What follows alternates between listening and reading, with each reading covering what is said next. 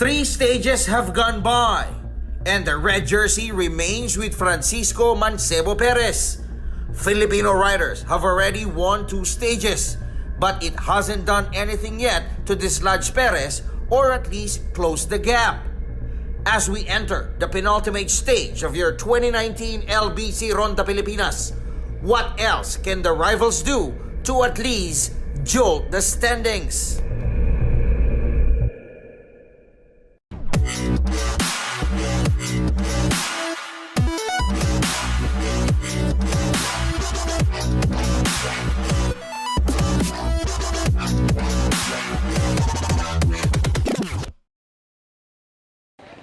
After 3 stages, LBC Ronda Pilipinas proves to be too exciting for all cycling fans. Mabuhay Luzon, Visayas, Mindanao, Mega Manila, and World. I am Snow Badwa.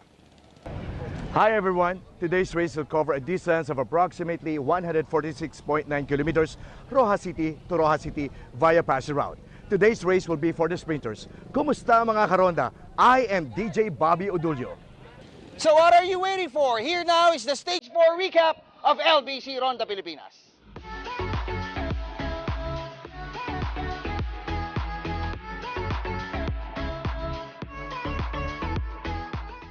Last 2 hurrahs. If there is one moment where those in contention should start working, it should be here on the 4th stage.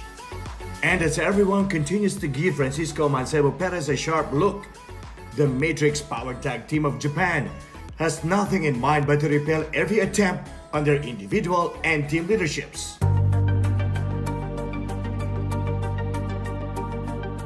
With just 69 riders remaining, every participant is optimistic about overhauling the lead and consequently mount a huge comeback.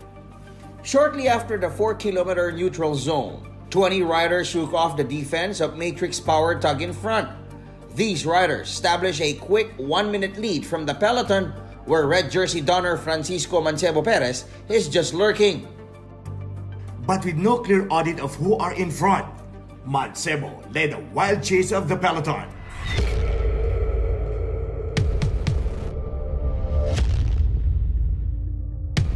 With an amazing speed of 48 kilometers per hour, amidst the strong headwind, Mancebo and his teammates hold the 59-man peloton until they close the gap of the breakaway.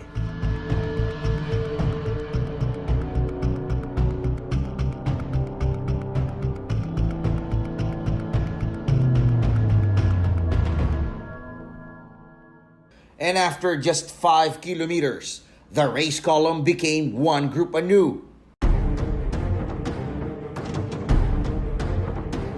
This is when other riders from Go for Gold, Philippine Navy, Francia Wine, and Philippine Army began to destruct the front of the peloton.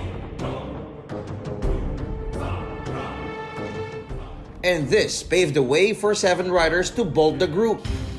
New as Freeman are Navy's Rudy Roque, RJ Peralta, Kanjun Jo of Correal, Terenggano's Mot Sharul Man Amin, PGN Indonesia teams Jamalidin Novardianto and Odi Setchawan, and Francia Wine's Ryan Tugawin. With no top 10 general classification riders in front, Matrix Power Tag Team just allowed them to drift away. The peloton lagged behind by as high as 3 minutes and 40 seconds, with still 128 kilometers left in the race. Can these 7 riders endure the strong wind and the scorching heat of the sun? Or will they just wither in the end when the stronger peloton decides to make a move in the final kilometers of the race? These and more when your LBC Ronda Pilipinas full recap returns. This is the side of the peloton. Relax, resting, and mostly biding time.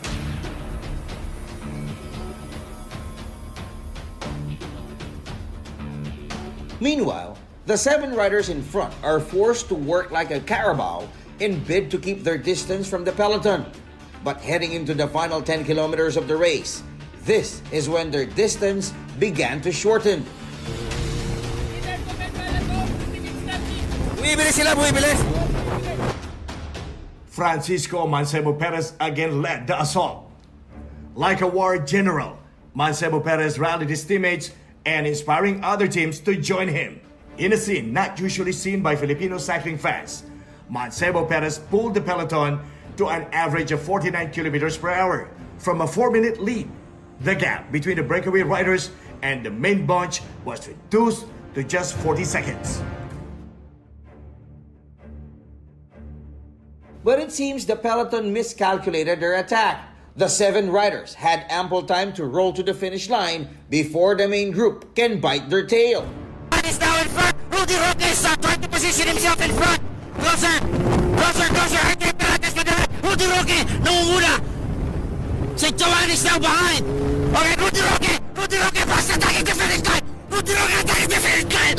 And another Filipino, no, it's Novardianto. Novardianto winning the sprint to the finish line. Indonesia's Novardianto winning the sprint to the finish line. The win gave Jamaluddin Novardianto and the rest of the Dark Horse PGN Indonesian squad the much-needed respect from Filipino cycling fans.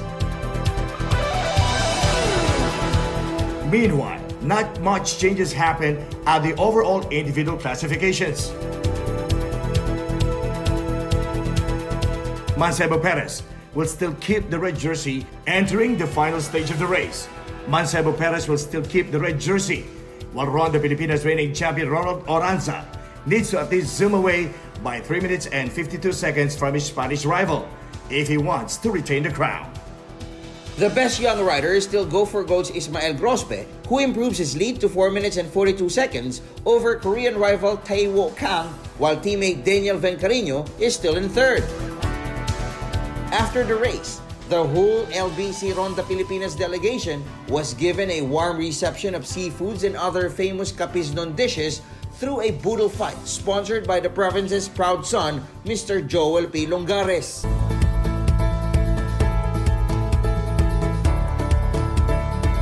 After the short festivity, the remaining 69 riders will again be put to a task via the 144-kilometer Rojas City to Bandan Antique final stage.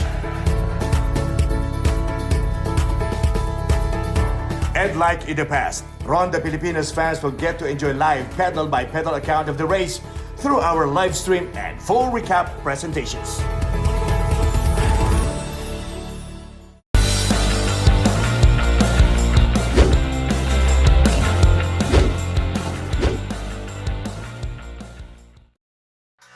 LBC Ronda Pilipinas is brought to you by LBC.